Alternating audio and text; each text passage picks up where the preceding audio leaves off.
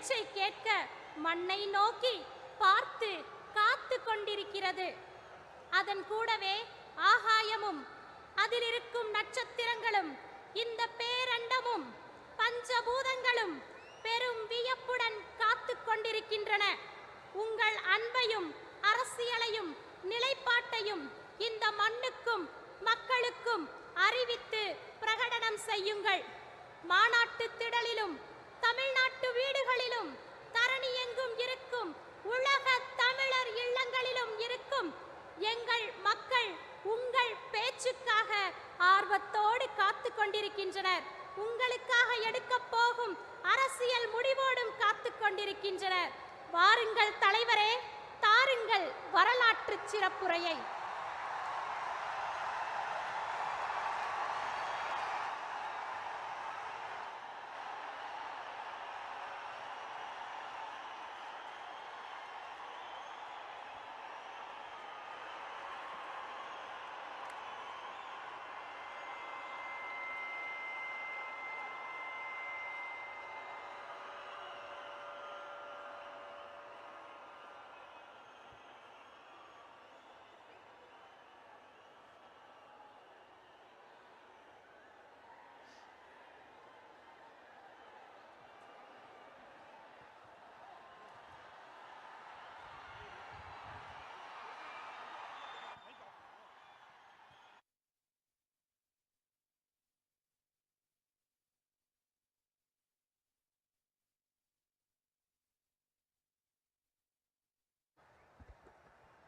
இதோ நம் தலைவர் அவர்தம் தாய் தந்தையிடம் ஆசீர்வாதம்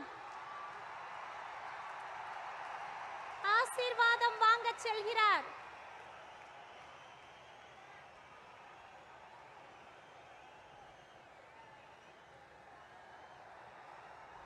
இதைவிட பெருமையான ஒரு நிகழ்வு ஒரு தாய் தந்தையருக்கு கிடைக்கவா போகிறது?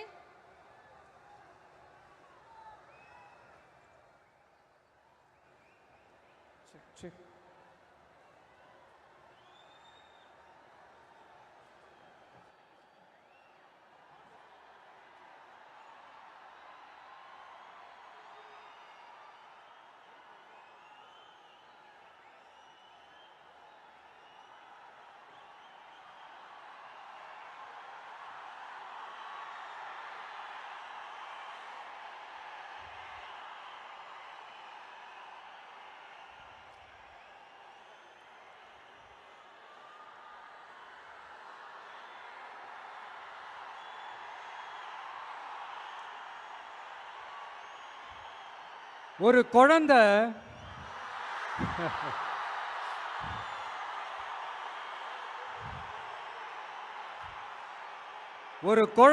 முதல் அம்மான்னு சொல்றப்போ அந்த அம்மாவுக்கு ஒரு சிலிர்ப்பு ஒன்று வரும் பாருங்க.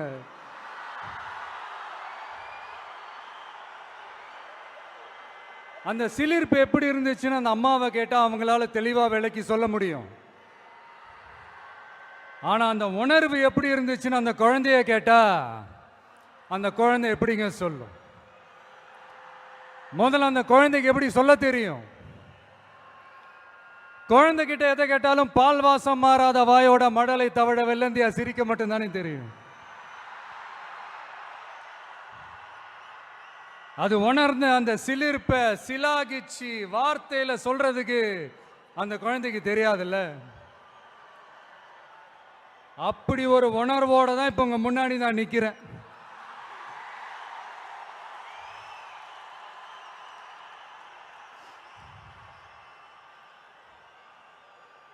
ஆனா அதே நேரத்தில் அம்மா கிட்ட கூட தன்னோட உணர்வை சொல்ல தெரியாம சிரிக்கிற அந்த குழந்தைக்கு முன்னால ஒரு பாம்பு வந்து படம் எடுக்குதுன்னு வைங்களேன், என்ன நடக்கும்? யார் முன்னாடி அப்படி ஒரு பாம்பு வந்து நின்னாலும் அலர் அடிச்சுட்டு ஓடுவாங்க. பாம்பை கண்டா படையை நடுக்கும்னு ஒரு பழமொழியே இருக்கு. ஆனா அந்த குழந்தை என்ன செய்யும் தெரியுமா? தன்னோட அம்மாவை பார்த்து சிரிச்சு அதே சிரிப்போட கொஞ்சம் கூட அலட்டிக்காம அந்த பாம்பையும் சிரிச்சுக்கிட்டே தன்னோட கையில பிடிச்சி விளையாட ஆரம்பிக்கும்.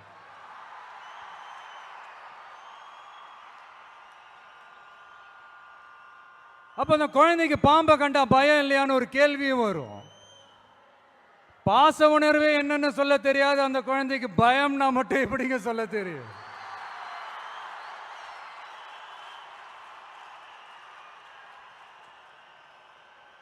இங்க அந்த பாம்பு தான் அரசியல்.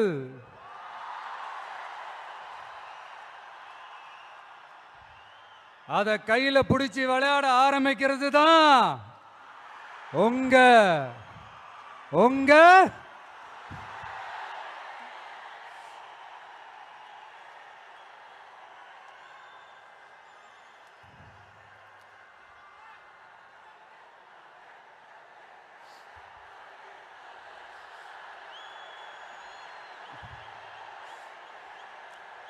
அரசியலுக்கு நாம குழந்தை தான். இது அடுத்தவங்களோட கமெண்ட்.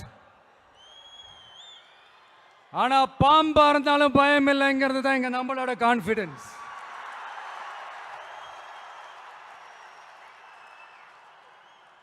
அரசியல் ஒன்றும் சினி ஃபீல்டு இல்லையே, பேட்டில் ஃபீல்ட் ஆச்சு, கொஞ்சம் சீரியஸா தானே இருக்கும். அதனால பாம்பா இருந்தாலும் பாலிடிக்ஸா இருந்தாலும் கையில் எடுக்கணும்னு முடிவு பண்ணதுக்கு அப்புறம் சீரியஸ்னஸோட கொஞ்சம் சிரிப்பையும் சேர்த்து கலந்து செயல்படுறது தான் நம்மளுடைய ஸ்டைலு, நம்மளுடைய ரூட். ஏன்னா அப்படி செயல்பாட்டில் இறங்கினாதான் இந்த ஃபீல்டில் எக்ஸிஸ்ட் ஆக முடியும், ஒரு எனர்ஜியோட இருக்கவும் முடியும், எதிராக நிற்கிறவங்கள டேக்கிள் பண்ணவும் முடியும். இந்த தாறுமாற ஆடுற ஆட்டம்லாம் இது இல்லை, தத்துவத்தோட ஆட வேண்டிய ஆட்டம். அப்படி இப்படிலாம் சும்மா பேருக்கு சொல்லி கூச்சலும் போட முடியாது இல்லையா? கவனமாக தான் களமாடணும். அதனால்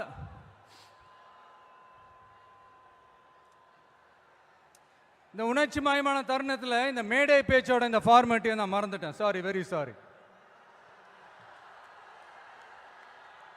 நம்ம கட்சியினுடைய முதல் மாநாட்டிற்கு என்னுடைய பொதுச் செயலாளர் மிஸ்டர் ஆனந்த் அவர்களே,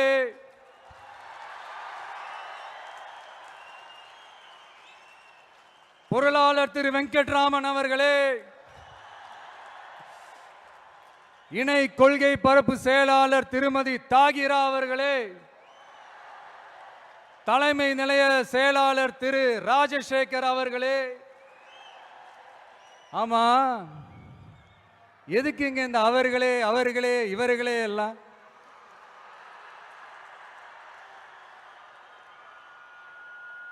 பிறப்புக்கும் எல்லா உயிருக்கும்னு ஒரு அடிப்படை கொள்கையை அறிவிச்சுட்டு அவங்க இவங்க எதுக்குங்க பிரிச்சு பார்க்கணும்? மேடையில் இருந்தாலும் சரி, மேடைக்கு முன்னாடி இருந்தாலும் சரி, இந்த நான், நீ, நாங்க, நீங்க அப்படின்றதெல்லாம் கிடையாது. நாம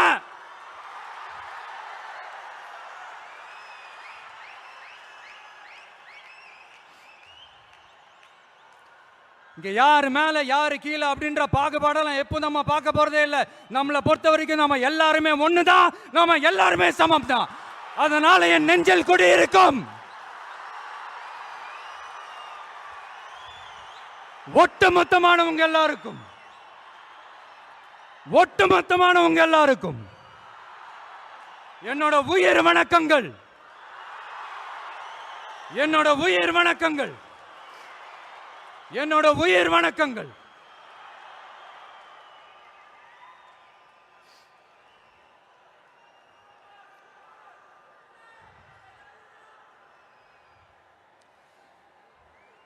இது வரைக்கும் ஆடியோ லான்ச் மேடையில் மீட் பண்ணோம். இப்போ ஒரு அதிரடி சேஞ்ச். இப்போ நம்ம மீட் பண்றது அரசியல் மேடையில், ஒரு பொலிட்டிக்கல் ஸ்டேஜில்.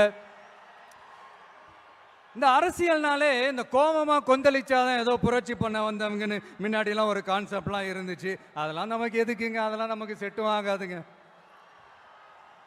அதனால இந்த ஊ அப்படி இப்படி ஆச்சா போச்சான்லாம் இந்த கத்துறதெல்லாம் விட்டுட்டு, இந்த கோபமாக கொந்தளிக்கிறதெல்லாம் விட்டுட்டு, ஸ்பீக்கிங் டு த பாயிண்ட், டக்குன்னு பேச வந்த விஷயத்துக்கு வந்துடணும். சயின்ஸ் அண்ட் டெக்னாலஜி மட்டும்தான் மாறணுமா? டெவலப் ஆகணுமா? ஏன் பாலிடிக்ஸ் மட்டும் மாறக்கூடாதா? டெவலப் ஆகக்கூடாதா? மாறணும். இல்லைன்னா இந்த நியூ வே வேர்ல்டு மாத்திரும். இங்க எப்பவுமே மாறாதது மனுஷ பிறப்பு, பசி, வேலை, உழைப்பு, பணம், இந்த மாதிரி சிலது மட்டும்தான். இன்னைக்கு இருக்கிற ஜெனரேஷனை பத்தி தெளிவா புரிஞ்சுக்கிட்டாதான் எதுவுமே ஈஸியா முன்னெடுத்து வைக்க முடியும். அப்படி ஒரு பாயிண்ட்டுக்கு வந்ததுனால தான் நம்மளுடைய இந்த ஸ்பீச்சும் இந்த மணிக்கணக்காலாம் இருந்துடக்கூடாதுன்னு முடிவெடுத்தோம். இந்த புள்ளி விவரம் புலியால நம்ம கதற போறதும் இல்லை. இந்த வேர்ல்டு ஹிஸ்டரி, வேர்ல்டு லிட்ரேச்சர்னு கோட்ஸ் மேல கோட்ஸ் சொல்லிக்கிட்டு ஏதோ MP3 ஆடியோவை ஆன் பண்ணி விட்ட மாதிரி பேச போறதும் இல்லை. இங்க ஆல்ரெடி இருக்கிற அரசியல்வாதிகளை பத்தி அதிகமா பேசி டைம் வேஸ்ட் பண்ண போறதும் இல்லை. அதுக்காக மொத்தமா கண்ணை மூடிக்கிட்டு இருக்க போறதும் இல்லை.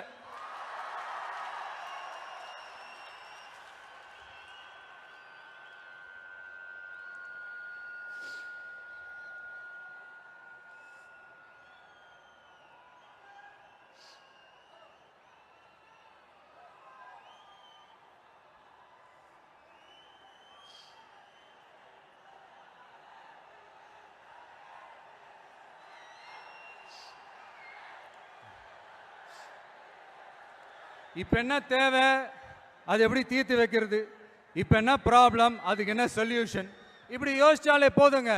இப்படி யோசிச்சதா ஷார்ட் அண்ட் ஸ்வீட்டா நம்ம மக்கள் கிட்ட நம்ம எடுத்து சொன்னாலே போதும், அவங்களுக்கு நம்ம மேல கான்ஃபிடன்ஸ் வரும். அதுவும் இல்லாம அரசியல நம்பிக்கை தரது இந்த கொள்கை கோட்பாடுகள் தானே. அது யாருக்கிட்ட இருந்து எடுக்க போறோம், எப்படி அடாப்ட் பண்ண போறோம், எந்த ரூட்ல அப்ளை பண்ண போறோங்கிறத மக்கள் கிட்ட நம்ம தெளிவா சொல்ல வேண்டியது நம்மளோட கடமை இல்லையா?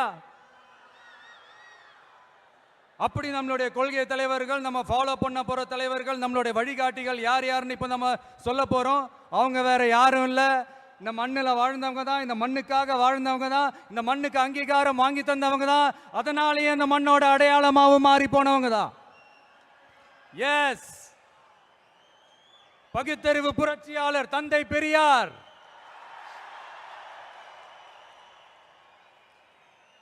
என்னது பெரியார் உங்க கொள்கை தலைவரா அப்படின்ட்டு ஒரு கூட்டம் அவங்களா ஒரு முடிவுக்கு வந்துட்டு ஒரு கூச்சல் மேல கூச்சல் போட்டுக்கிட்டு ஒரு பெயிண்ட் டப்பாவை தூக்கிட்டு கிளம்பிடுவாங்க பாருங்க. இந்த பெயிண்ட் டப்பா பிசினஸுக்கு நான் அப்புறம் வரேன். ஆமா, பெரியார் எங்க கொள்கை தலைவர். எப்படி, ஏன்? பெரியார் சொன்ன கடவுள் மறுப்பு கொள்கையை மட்டும் நாங்க கையில் எடுக்க போறதே இல்லை.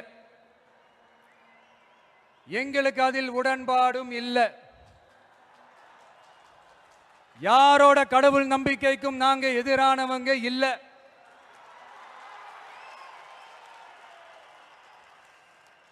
அரசியல் அண்ணன் தம்பி உறவை அறிமுகப்படுத்தின அறிஞர் அண்ணா சொன்ன மாதிரி ஒன்றே குலம் ஒருவனே தேவன்றது தான் எங்க நிலைப்பாடும். ஆனாலும் பெண் கல்வி, பெண்கள் முன்னேற்றம், சமூக சீர்திருத்தம், சமூக நீதி, பகுத்தறிவு சிந்தனை, பெரியார் சொன்னது எல்லாத்தையும் நாம முன்னெடுக்க போறோம். பெரியாருக்கு அப்புறம் எங்களுடைய கொள்கை தலைவர் பச்சை தமிழன் பெருந்தலைவர் காமராஜர்.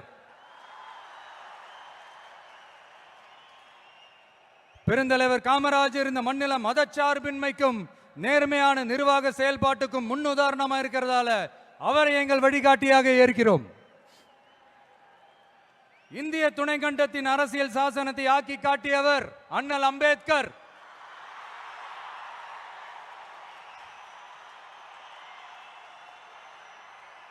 இந்தியாவில் இந்த பேரை கேட்டாலே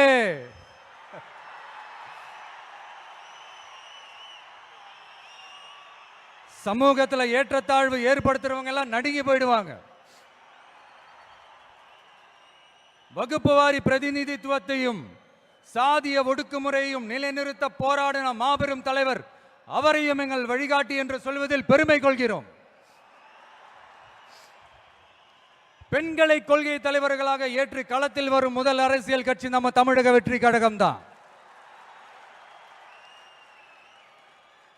அப்படி நாம வழிகாட்டி தலைவர்களாக ஏற்ற 2 பெண்கள்ல ஒருத்தர், ஆக பெரும் வீராங்கனை, இந்த மண்ணை கட்டியாண்ட பேரரசி வேலு நாச்சியார்.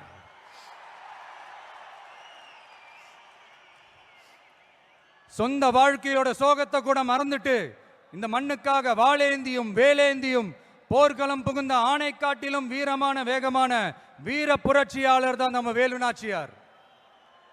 இன்னொருத்தர் முன்னேற துடிக்கிற சமூகத்தில் பிறந்து இந்த மண் பின்தங்கிட கூடாது என்பதற்காக அதோட முன்னேற்றத்திற்காக பாடுபட்ட அஞ்சலை அம்மாள். சொத்தை இழந்தாலும் சுயநலம் பார்க்காம இந்த மண்ணுக்காக இந்திய சுதந்திர போராட்ட களத்தில் இறங்கி களமாடிய புரட்சி பெண்மணி தான் நம்ம அஞ்சலை அம்மாள். ஸோ இவங்க தான் நம்ம கொள்கை தலைவர்கள். இவங்களை நாம உறுதியாக பின்பற்றுவதே நமது மதச்சார்பின்மைக்கும் சமுதாய நல்லிணத்திற்குமான மிகப்பெரிய சான்றாக இருக்கும்.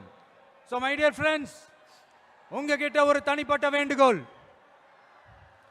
இந்த மற்றவங்க பின்னாடி மற்றவங்க கூட நிற்கிறவங்கள பார்த்து சொல்ற மாதிரி நம்மளை பார்த்து யாரு விசில் அடிச்சாங்க குஞ்சுன்னு சொல்லிடக்கூடாது. நம்மளுடைய கொள்கை கோட்பாடுகளையும் வழிகாட்டி தலைவர்களையும் மனசுல நிறுத்தி நாம செயல்படுறத பார்த்து இவங்க வேகமானவங்க ஆனா விவேகமானவங்கன்னு சொல்லணும். எல்லாரும் அப்படி சொல்ல வைக்கிற மாதிரி நாம செயல்படணும். எஸ், சொல்லல முக்கியம், செயல் செயல் செயல் தான் முக்கியம்.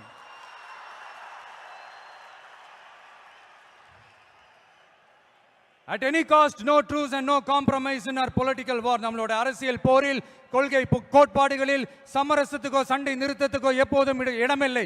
அதுக்காக நாம் இந்த வெறுப்பு அரசியல் எப்பவும் கையில் எடுக்க போறதே இல்லை.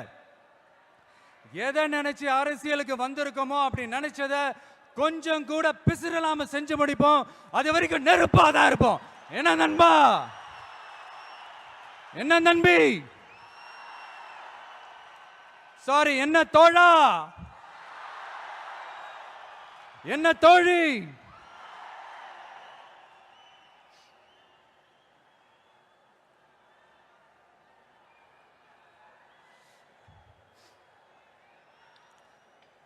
இந்த அரசியல்லாம் நமக்கு எதுக்குங்க? நாம பாட்டுக்கு நடிச்சோமா, நாலு காசு பார்த்தோமான்னு இருக்கலான்னு தான் ஆரம்பத்தில் நானும் நினைச்சேன். ஆனா நாம மட்டும் நல்லா இருக்கணும்னு நினைக்கிறது சுயநலம் இல்லையா?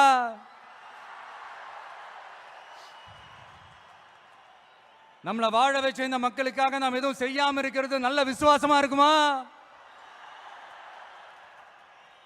ஒரு லெவலுக்கு மேல காசு சேர்த்து என்ன செய்ய போறோம்? நமக்கு இந்த வாழ்க்கையை கொடுத்த நம்ம மக்களுக்கு நாம என்னதான் செய்ய போறோம்? இப்படிலாம் ஏகப்பட்ட கேள்விகள் மனசுக்குள்ள வந்துகிட்டே இருந்தது. இப்படி எல்லா கேள்விகளுக்கும் ஒட்டுமொத்தமா ஒரு விடையை கண்டுபிடிக்க யோசிச்சப்பதான் அரசியல் அப்படின்னு ஒரு விடை கிடைச்சு. சரி, இந்த அரசியல் எப்படிப்பட்டது, நம்மளால ஹேண்டில் பண்ண முடியுமா, இது நம்ம இயல்புக்கு செட் ஆகுமா, இப்படி இன்னும் எக்ஸ்ட்ரா கேள்விகள் வேற வந்து ஏதோ பூதம் கிளம்பி வந்த மாதிரி வந்துகிட்டே இருந்தது. இப்படி எல்லாத்தையும் பூத கண்ணாடி வச்சு பார்த்துக்கிட்டே இருந்தா எதுவும் உருப்படியா செய்ய முடியாது. சில விஷயங்கள்ல பின் விளைவுகளை பத்தி யோசிக்காம இறங்கி அடிச்சாதான் நம்மள நம்புறவங்களுக்கு நல்லது செய்ய முடியும்னு இங்க தோணுச்சு.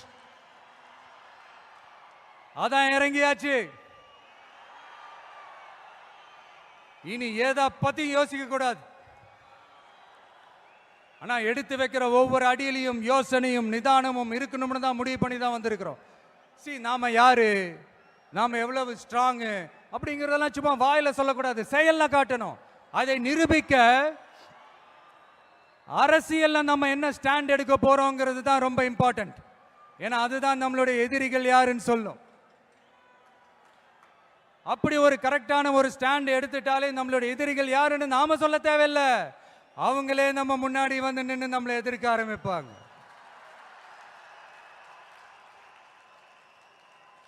எதிரிகள் இல்லாத வெற்றி வேணும்னா இருக்கலாம், ஆனா களம் இருக்க முடியாது. அந்த களத்துல நம்ம வெற்றியை தீர்மானிக்கிறது நம்மளுடைய எதிரிகள் தானே. நாம கட்சி அனௌன்ஸ் பண்ணப்பவே, அதாவது பிறப்புக்கும் எல்லா உயிர்க்கும்னு திருக்குறளோட உயிர் நாதத்தை நம்மளுடைய அடிப்படை கோட்பாடா கொள்கையை அறிவிச்சப்பவே நம்மளுடைய உண்மையான எதிரி யாருன்னு டிக்ளேர் பண்ணிட்டோம். பிறப்பை வச்சு ஏற்றத்தாழ்வு இல்லவே இல்லை, அது கூடவே கூடாதுன்னு ஒரு சமதர்ம சமத்துவ கொள்கையை கையில் எடுத்தப்பவே இங்க கொஞ்சம் கதறல் சத்தம் கேட்க ஆரம்பிச்சது.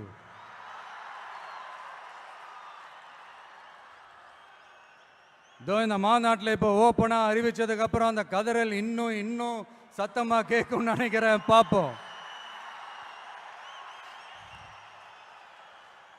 ஸோ நம்மளோட இந்த இயல்பான அடிப்படையான கோட்பாட்டுக்கு எதிராக இருக்கிற மாதிரி மக்களை மதம், சாதி, இனம், மொழி, பாலினம், ஏழை, பணக்காரன்னு சூழ்ச்சி செய்து பிரித்து ஆளும் பிளவுவாத அரசியல் சித்தாந்தம் மட்டும்தான் நமக்கு எதிரியா? அப்படின்னா நமக்கு ஒரே ஒரு எதிரி தானா? இல்லையே. நமக்கு இன்னொரு கோட்பாடு இருக்கே. ஊழல் மலிந்த அரசியல் கலாச்சாரத்தை எதிர்க்கிறது தானே அது. அடாடாடாடாடா, இந்த ஊழல் இருக்கே, அது அப்படியே எல்லார் வாழ்க்கையிலையும் பழகி போய் அப்படியே வாழ்ந்துட்டு இருக்கிறோம். இது ஒரு வைரஸ் மாதிரி அப்படியே பரவி கிடக்கு. இது எந்த அளவுக்கு 100% ஒழிக்க முடியுமான்னு எனக்கு தெரியல. பட் வேற வழி இல்லை, அதை ஒழிச்சு தான் ஆகணும். அது வேற கதை, அதுக்கு நம்ம அப்புறமா வருவோம். அதாவது என்ன சொல்ல வந்தேன்னா, இந்த பிளவுவாத சக்திகள் கூட நம்ம ஈஸியாக யாருன்னு கண்டுபிடிச்சிடலாம். ஏன்னா அது ஒரு மதம் பிடிச்ச யானை மாதிரி. அது பண்ற அராஜகத்திலே ஆபியஸா நம்ம கண்ணுக்கு தெரிஞ்சிடும். அதுவும் இல்லாம அதுவே அதை காட்டியும் கொடுத்துரும். ஆனா இந்த கரப்ஷன் இருக்கே, அது எங்க ஒளிஞ்சிருக்கு, எப்படி ஒளிஞ்சிருக்கு, எந்த ஃபார்ம்ல ஒளிஞ்சிருக்கு கண்டுபிடிக்கவே முடியாது. கருத்தியல் பேசி கொள்கை நாடகம் போடும், கலாச்சார பாதுகாப்பு வேஷமும் போடும். அதுக்கு முகமே இருக்காது, முகமுடி தான் இருக்கும். முகமுடி தான் முகமே. இப்படி முகமுடி போட்ட கரப்ஷன் கபடதாரிகள் தான் இப்ப நம்ம கூடவே இருந்துகிட்டு இப்போ இங்க நம்மள ஆண்டுகிட்டு இருக்காங்க. எஸ், ஐ ரிப்பீட், நம்மளுடைய ஒரு எதிரி பிளவுவாத சக்திகள், நம்மளோட இன்னொரு எதிரி இந்த கரப்ஷன் கபடதாரிகள்.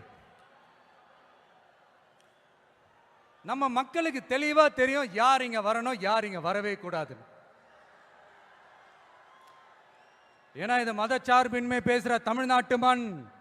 பெரியார், அண்ணா, பெருந்தலைவர் காமராஜர், வேலு நாச்சியார், அஞ்சலை அம்மா எல்லாம் பிறந்த மண். இங்க இந்து, முஸ்லிம், கிறிஸ்தவர்கள் எல்லாம் அவங்கவுங்க வழிபாட்டு தலங்களையும் வாழ்க்கை முறையிலையும் மட்டும்தான் இருக்கும். ஆனா ஒட்டுமொத்தமா தமிழ்நாடுன்னு வந்துட்டா, ஒற்றுமையை காட்டணும்னு வந்துட்டா ரொம்ப கஷ்டம் ப்ரோ, ரொம்ப ரொம்ப கஷ்டம் ப்ரோ. அதை வேற இப்போ ரீசெண்டாக கொஞ்ச நாளைக்கு முன்னாடி பார்த்துருப்பீங்க நம்ம தமிழ்நாட்டில் என்ன நடந்துச்சுன்னு. இங்கே சாதி இருக்கும், ஆனால் சைலண்டாக மட்டும்தான் இருக்கும். சமூக நீதிக்கான அளவுகோலாக மட்டுமே தான் அது இருக்கும். அதை வச்சு நம்ம மண்ணை வேற மாதிரி மாற்றணும்னு யார் என்ன ட்ரை பண்ணாலும் அது நம்ம மக்களே அனுமதிக்க மாட்டாங்க. ஏன்னா இந்த மண்ணில் அது பொலிட்டிக்கலாக ப்ரூவ் ஆன ஒரு தியரி அண்ட் கான்செப்ட். சரிப்பா, உன்னோட எதிரிகள் யாருன்னு சொல்லிட்டா மட்டும் போதுமா? அதுதான் உன்னோட அரசியலான்னு கேட்டா இல்லை. மகத்தான அரசியல்னா அது மக்களுக்கான அரசியல் தான். மக்களோட மக்களா, அவங்கள ஒருத்தனா, அவங்களுக்கான ஒருத்தனா, எப்பவும் மாறவே மாறாத அந்த குணத்தோட மனசோட களத்துல நிக்கிறது தான் எங்களோட நிரந்தர அரசியல் பாதை.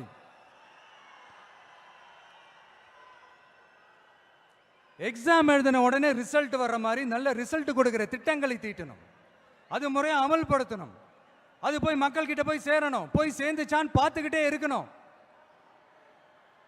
சோறு சாப்பிட்டாதாங்க பசியாரும், சோறுன்ற வார்த்தையை சொல்றதெல்லாம் பசியாராது.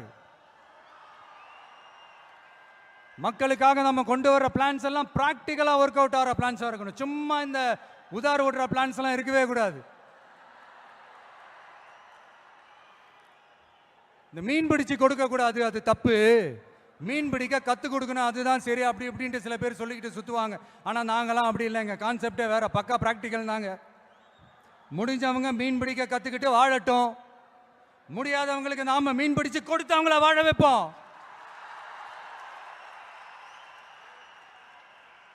எங்களை பொறுத்த வரைக்கும் மக்களுக்கு நல்லதுன்னா எதுவுமே தப்பு இல்லை. Ends justify the means.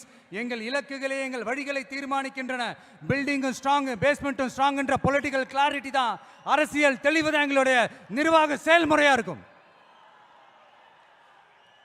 எங்களோட இந்த அரசியல் கொள்கை நிலைப்பாடு எல்லாமே யதார்த்தமானதா இருக்கணும். இந்த ஆல்டர்னேட் பாலிடிக்ஸ், ஆல்டர்னேட் ஃபோர்ஸ், மாற்று அரசியல், மாற்று சக்தி, இந்த மாதிரி ஏமாத்துற வேலையெல்லாம் நாம எப்போ செய்ய போறதே இல்லை. இங்க ஏற்கனவே இருக்கிற அரசியல் கட்சிகள்ல 10ஓட 11 இன்னும் ஒரு மாற்று சக்தின்னு சொல்லிக்கிட்டு இந்த எக்ஸ்ட்ரா லக்கேஜாலாம் நான் இங்க வரல ப்ரோ.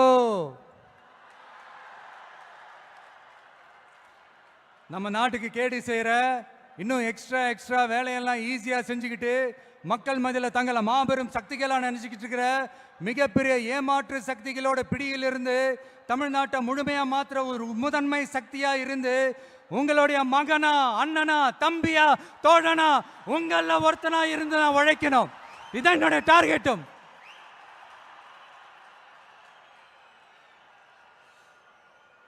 எதையும் தெளிவா யோசிச்சு திஸ் பொலிட்டிக்கல் டீசன்சி, பொலிட்டிக்கல் டெக்காரம் இதெல்லாம் மெயின்டைன் பண்ணி தான் ஒவ்வொரு அடியும் எடுத்து வைப்பேன்.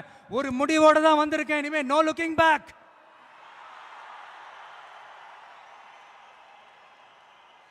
இந்த முடிவு நான் மட்டும் எடுத்த தனிப்பட்ட முடிவு இல்லைங்க, நாங்க எடுத்த முடிவு. எதுக்கும் தயாராக தைரியமா நம்ம கூட நிக்கிற இந்த மாபெரும் சக்தியோட சேர்ந்து எடுத்த முடிவு. அதனால இப்பவும் சொல்றோம், இந்த கூட்டம் குடும்பமா சேர்ந்தோ, கூட்டணி சேர்ந்தோ, ஏதோ ஏமாத்த வந்த கூட்டம்லாம் இல்ல, கொள்ளையடிக்க வந்த கூட்டம்லாம் இல்ல. இந்த பவரை கையில வச்சுக்கிட்டு தனக்கு அடிப்பணியாதவங்களை இந்த பகை தீர்க்க வந்த கூட்டம்லாம் இல்ல. பக்கா பிளானோட, பப்ளிக் இன்ட்ரெஸ்டோட, பவர் பாக்டா திரண்டிருக்கிற கூட்டம்.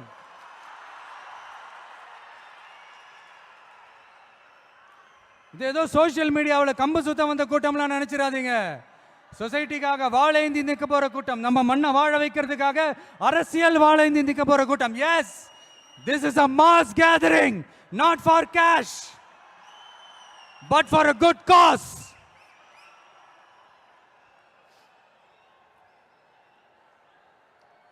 அதனால இந்த மீடியா ட்ரோலு, இந்த சோஷியல் மீடியா ட்ரோலு, ஆபாசம், அல்லு சில்லு இதெல்லாம் வச்சு இந்த அவதூறு பரப்புறது என்ன, இந்த பயாஸ்கோப்லாம் காட்டுறது,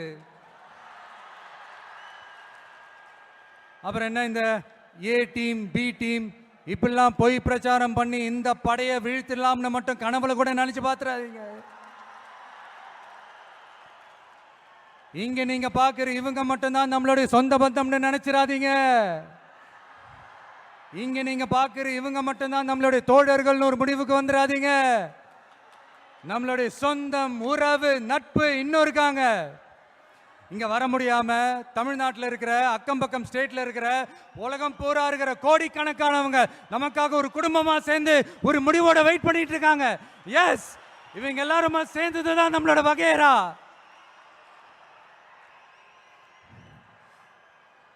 இங்க யாராச்சும் வந்துட மாட்டாங்களா, ஏதாச்சும் நல்லது செஞ்சிட மாட்டாங்களா அப்படின்னு ஒவ்வொரு நாளும் நம்மளுடைய தமிழ்நாட்டை பத்தி, அதோட வளர்ச்சியை பத்தி ஒரு ஏக்கத்தோட இருக்கிற நம்மள, நம்ம மக்களை, இந்த ஏமாத்துற இந்த கரப்ஷன் கபடதாரிகளை ஜனநாயக போர்க்களத்தில் நாம சந்திக்கிற நாள் வெகு தூரத்தில் இல்லைங்க. இப்போ இப்படின்றதுக்குள்ள வந்துடும். 2026 எலெக்ஷன் கமிஷன் அப்படி ஒரு போருக்கான ஒரு நாளை குறிக்கும்ல. அன்னைக்கு, அந்த நாள்ல, அந்த தேதியில ஒட்டுமொத்த மக்களும் தங்களோட ஒத்த விரல்ல தமிழ்நாட்டில் இருக்கிற 234 தொகுதியிலையும் TVK சின்னத்துக்காக அவங்க அழுத்த போற ஒவ்வொரு பட்டன்ல இருந்து விடுற ஒவ்வொரு ஓட்டும் அணுகுண்டா மாறும். பாருங்க, நடக்கும். பாருங்க, நடக்கும். இங்க ஒரு கூட்டம்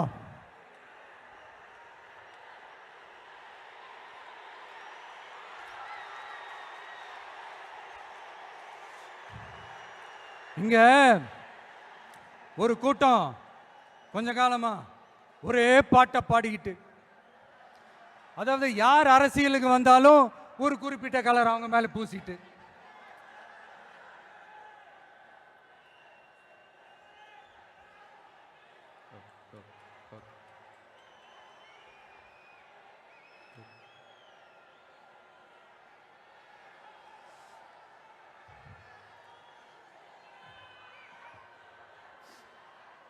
இங்க ஒரு கூட்டம் கொஞ்ச காலமா ஒரே பாட்டை பாடிக்கிட்டு, அதாவது யார் அரசியலுக்கு வந்தாலும் ஒரு குறிப்பிட்ட கலர் அவங்க மேல பூசிட்டு, இந்த பூச்சாண்டி காட்டிக்கிட்டு, இந்த மக்களை ஏமாத்திக்கிட்டு, ஆனா இவங்க மட்டும் இந்த அண்டர் கிரவுண்ட் டீலிங்லாம் போட்டுக்கிட்டு,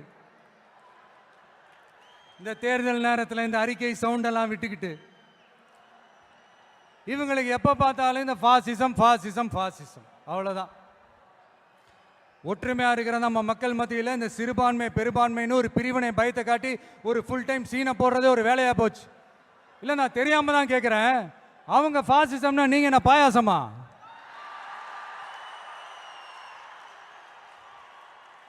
நீங்களும் அவங்களுக்கு கொஞ்சம் கூட சளைக்காதவங்க தானே. மக்கள் விரோத ஆட்சியை திராவிட மாடல் ஆட்சின்னு சொல்லி மக்களை ஏமாத்துறீங்க.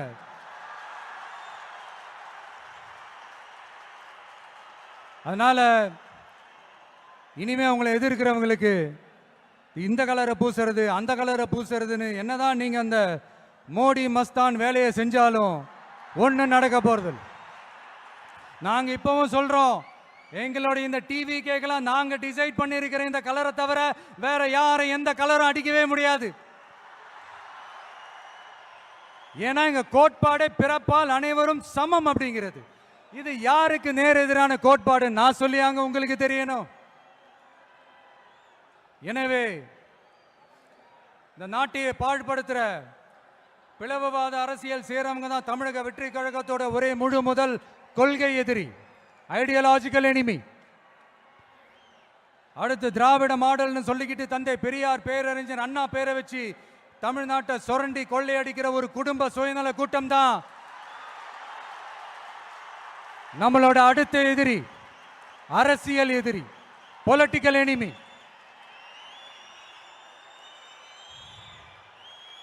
கொள்கை கோட்பாட்டு அளவில் திராவிடத்தையோ தமிழ் தேசியத்தையோ நாம பிரிச்சு பார்க்க போறதே இல்லை. திராவிடமும் தமிழ் தேசியமும் இந்த மண்ணோட இரண்டு கண்கள் என்பதுதான் நம்மளுடைய தாழ்மையான கருத்தும். அதனால நாம எந்த ஒரு குறிப்பிட்ட அடையாளத்துக்குள்ளேயும் நம்மளை சுருக்கிக்காம தமிழ்நாட்டு உரிமைகளை சார்ந்த இந்த மண்ணுக்கான மதச்சார்பற்ற சமூக நீதி கொள்கைகள், அதாவது செக்யூலர் சோஷியல் ஜஸ்டிஸ் ஐடியாலஜிஸ் அப்படிங்கிறத நம்மளோட கொள்கை அடையாளமா முன்னிறுத்தி செயல்பட போறோம்.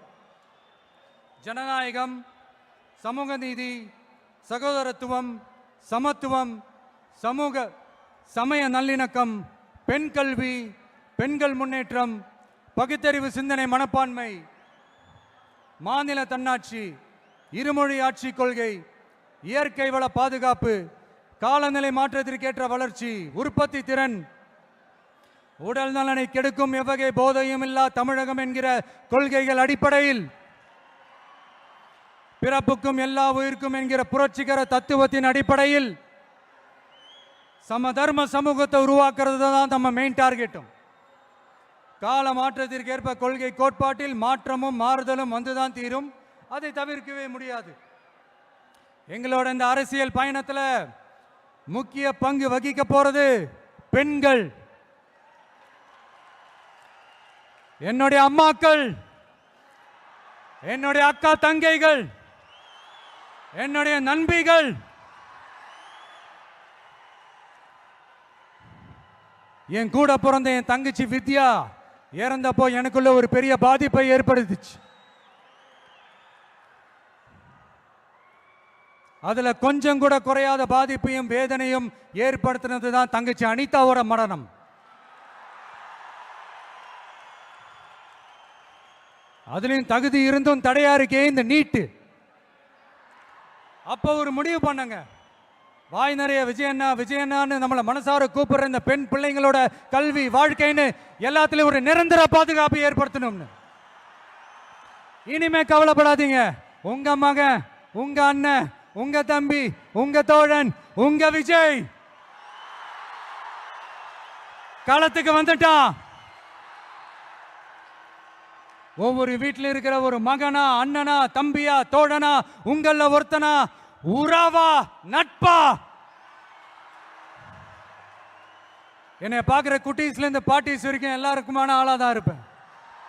எப்பவுமே அப்படிதான் இருப்பேன். சரிப்பா, உன்னோட அரசியல் குறிக்கோள் தான் என்ன அப்படி கேட்டா அதுக்கு ஒரே ஒரு பதில் தான், எல்லாருக்கும் எல்லாமும் கிடைக்கணும். வாழ்றதுக்கு வீடு, வயிற்றுக்கு சோறு, வருமானத்துக்கு வேலை, இதுதான் எங்களோட அடிப்படை அஜெண்டா. இந்த மூணுத்துக்கும் உத்தரவாதம் கொடுக்க முடியாத கவர்மெண்ட் இருந்தா என்ன, போனா என்ன?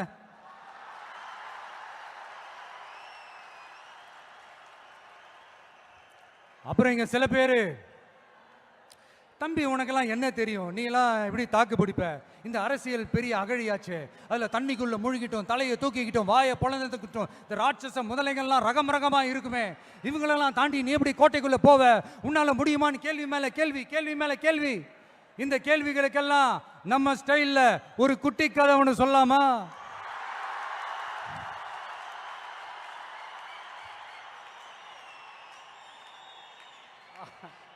ஆனா இது ஆடியோ லான்ச் ஃபங்க்ஷனில் சொல்கிற மாதிரி இந்த மோட்டிவேஷனல் கதைலாம் கிடையாது. நம்மளுடைய ஸ்டாண்ட் என்ன, நம்ம எடுக்க போகிற டிசிஷன் என்னன்னு டெலிபரேட்டாக சொல்ல போகிற கதை. சரிங்களா? ஒரு நாட்டில் ஒரு பெரிய போர் வந்துச்சான். அப்போ அந்த நாட்டில் இந்த பவர்ஃபுல்லான தலைமை இல்லாமல் போனதுனால ஒரு பச்சை புள்ள கையில் தான் அந்த பொறுப்பு இருந்துச்சான். அதனால் அந்த நாட்டில் இருந்த அந்த பெருந்தலைகள்லாம் ரொம்ப பயந்துக்கிட்டு இருந்தாங்களாம். அந்த சின்ன பையன் அந்த நாட்டோட படையை நடத்துகிற பொறுப்பை ஏற்றுக்கிட்டு போர்க்களம் போகலாம்னு சொன்னானா. அப்போ அந்த பெருந்தலைகள்லாம், எப்பா நீயே சின்ன பையன், இது பெரிய போர்க்களம்ப்பா, அங்கே பவர்ஃபுல்லான நிறைய எதிரிகள்லாம் இருப்பாங்கப்பா, களத்தில் அவங்களுக்கு சந்திக்கிறதெல்லாம் சாதாரணமான விஷயம் இல்லைப்பா, சொன்னால் கேளுப்பா, இது விளையாட்டு இல்லை, நீ பாட்டுக்கு குடுகுடுன்னு ஓடி விளையாடிட்டு திரும்ப குடுகுடுன்னு வீட்டுக்கு ஓடி வர்றதுக்கு, போர்னா படையை நடத்தணும், அதை விட முக்கியம் அத்தனை எதிரிகளையும் சமாளித்து போரில் தாக்கு பிடிக்கணும், அதுக்கு மேலே முக்கியம் அந்த போரில் ஜெயிக்கணும், உனக்கு யாரோ கூட்டோ துணையோ இல்லாமல் நீ எப்படிப்பா அந்த போரை நடத்துவ, எப்படி ஜெயிப்ப அப்படின்னு எல்லா பெருந்தலைகளையும் கேட்டப்போ எந்த பதிலும் சொல்லாம போருக்கு தனியா தன் படையோட போன அந்த பாண்டிய வம்சத்தை சேர்ந்த அந்த பையன் என்ன செஞ்சான்னு சங்க இலக்கியத்தில் ரொம்ப நல்லா தெளிவா சொல்லியிருக்காங்க. படிக்காதவங்க படிச்சு தெரிஞ்சுக்கங்க, இல்லைன்னா படிச்சவங்க கிட்ட கேட்டு தெரிஞ்சுக்கங்க. ஆனா கெட்ட பையன் சார் அந்த சின்ன பையன்.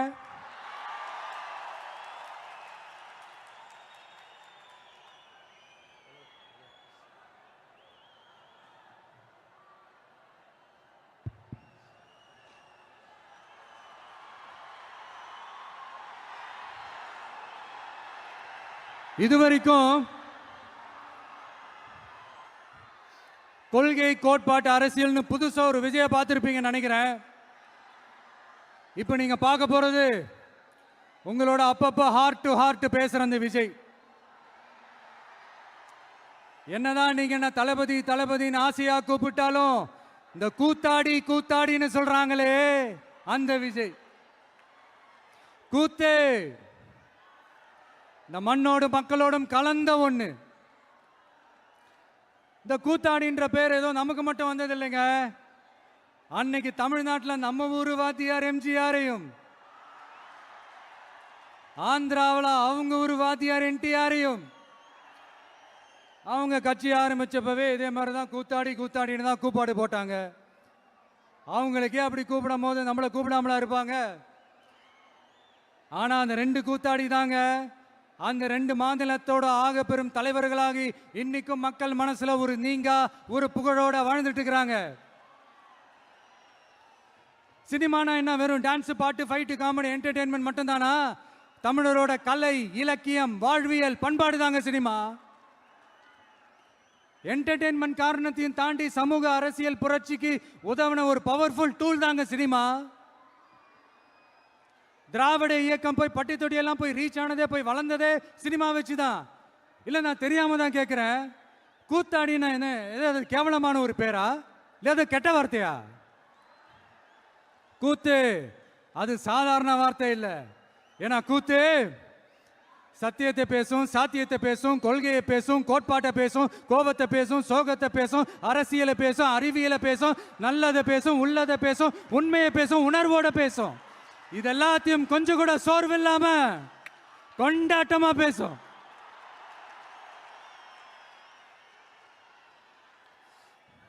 கூத்து ஒரு கொண்டாட்டம்னா கூத்தாடி அந்த கொண்டாட்டத்தோட குறியீடு. கூத்தாடி உள்ள இருக்கிற அந்த கோபத்தையும் சோகத்தையும் யாராலையும் தெரிஞ்சுக்க முடியாது, புரிஞ்சுக்க முடியாது. அவனுக்குள்ள இருக்கிற அந்த கோபம் கொப்பளிச்சதுன்னா யாராலையும் அவனை கண்ட்ரோல் பண்ணவும் முடியாது. அவன் நினைச்சதை செஞ்சு முடிக்கிற வரைக்கும் நெருப்பு மாதிரிதான் இருப்பான். அதனாலதான் குறியீடா மாறின கூத்தாடியை பார்த்தா மக்கள் கூட்டம் கைத்தட்டும், கண்கலங்கும்.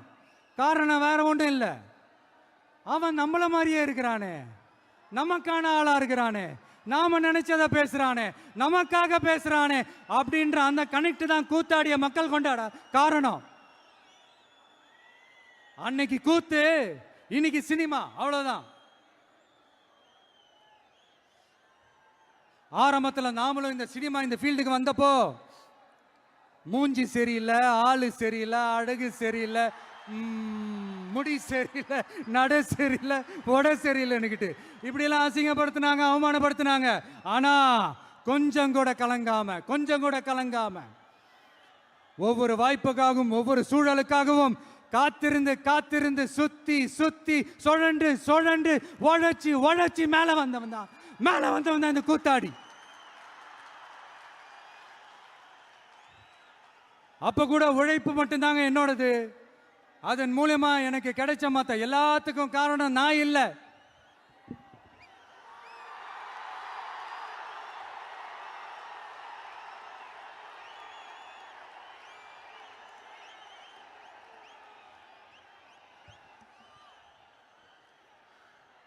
ஒவ்வொரு கட்டத்திலையும் ஒவ்வொரு மனுஷனுக்கு ஒரு டிரான்ஸ்ஃபர்மேஷன் ஒன்று வரும் பாருங்க.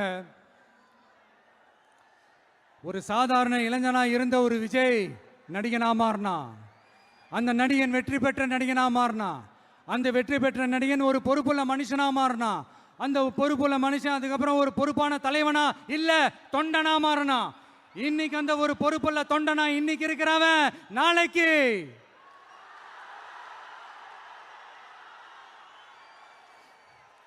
அத நான் சொல்ல தேவையில்லைன்னு நினைக்கிறேன்.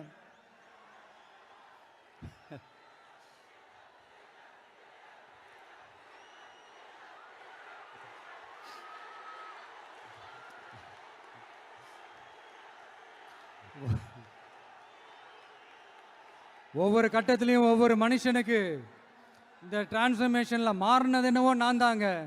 அப்படி மாத்தினது நீங்க தான், மக்கள் தான். என் பொசிஷன் எது, என் பொறுப்பு எது அப்படின்னு எல்லாத்தையும் டிசைட் பண்றதே நீங்க தானே. என்கிட்ட இருக்கிறதெல்லாம் உண்மை, நேர்மை, உழைப்பு, அவ்வளவுதான். இதோ இப்ப அரசியல் களத்துக்கு என்ன அழைச்சிட்டு வந்திருக்கிறீங்க. இங்கேயும் எப்பவும் போல உழைப்பேன், ஓய்வில்லாம, அலட்டிக்காம, அசராம.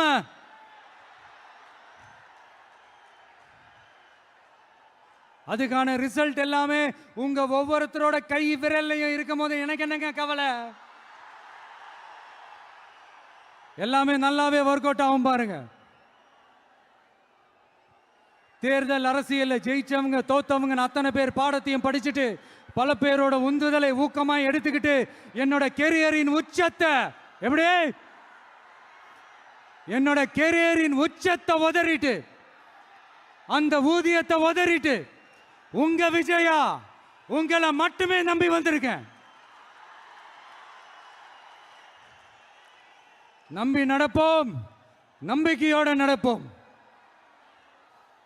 தமிழக வெற்றி கழகம் தமிழ்நாட்டு அரசியலின் புதிய திசையாகும், புதிய விசையாகும் மாறி அத்தனை அரசியல் அழுக்குகளையும் அடித்து துவைத்து நீக்கும். அதை தீர்மானிக்கட்டும் எங்கள் போக்கும் உங்கள் வாக்கும்.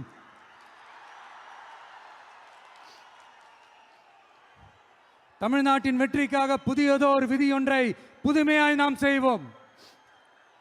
நீங்க தான் எனக்கு எல்லாமே. அதை எப்பவுமே மனசுல வச்சுக்கிட்டு எந்த வேலையும் செய்யுங்க. மாநாடு முடிஞ்சு திரும்ப ஊருக்கு போறப்போ எல்லாருமா பார்த்து பத்திரமா பாதுகாப்பா போயிட்டு வாங்க. அடுத்தடுத்த களங்களையும் அடுத்தடுத்த நிகழ்வுகளையும் சந்திப்போம். ஒரே நிமிஷம்.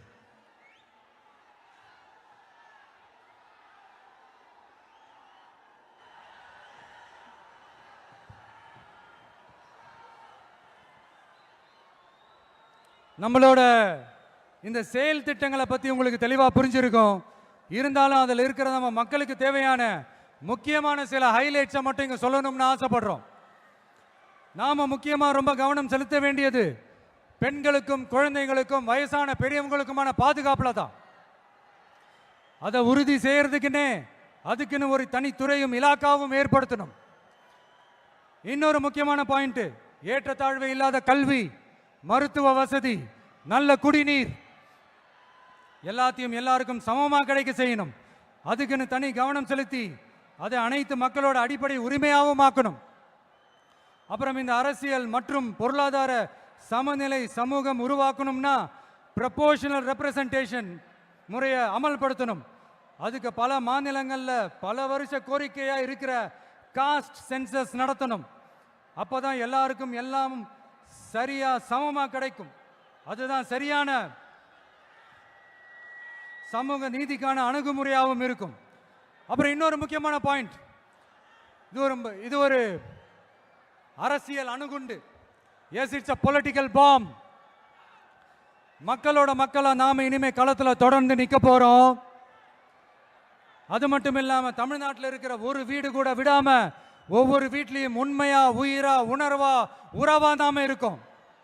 அதனால அவங்களோட ஆசீர்வாதத்தாலையும் அமோக ஆதரவாலையும் நம்மள சிங்கிள் மெஜாரிட்டியோட ஜெயிக்க வைப்பாங்கன்ற அசைக்க முடியாத நம்பிக்கை, ஆழமான நம்பிக்கை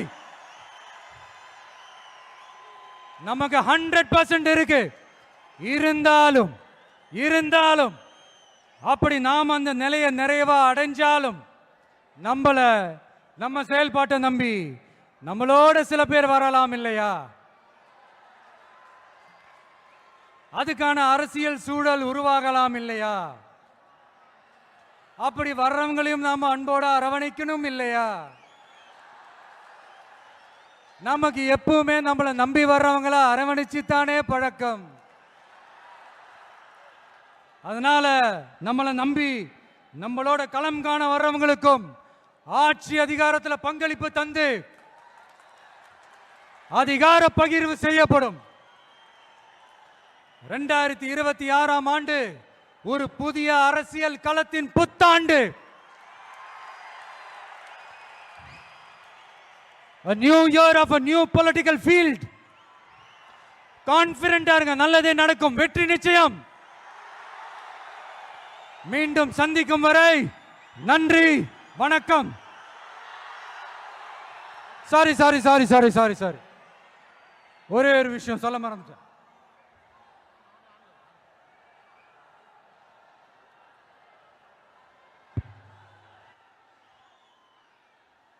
சாரி, ஒரே ஒரு விஷயம் சொல்ல மறந்துட்டேன். என்னடா இந்த விஜய் யாரு பேரையும் நேரடியாவே சொல்ல மாட்டேன்றான், யாரு பேரையும் அழுத்தமாவே சொல்லவே மாட்டேன்றான். இவனுக்கு என்ன பயமா?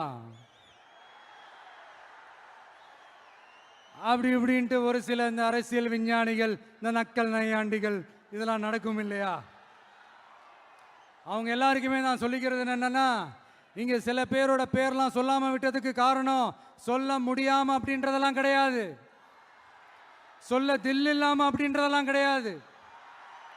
அதுக்கெல்லாம் ஒரே ஒரு காரணம் தான், இங்க யாரு பேரையும் சொல்லி தாக்கிறதுக்கெல்லாம் நாங்க இங்க வரல.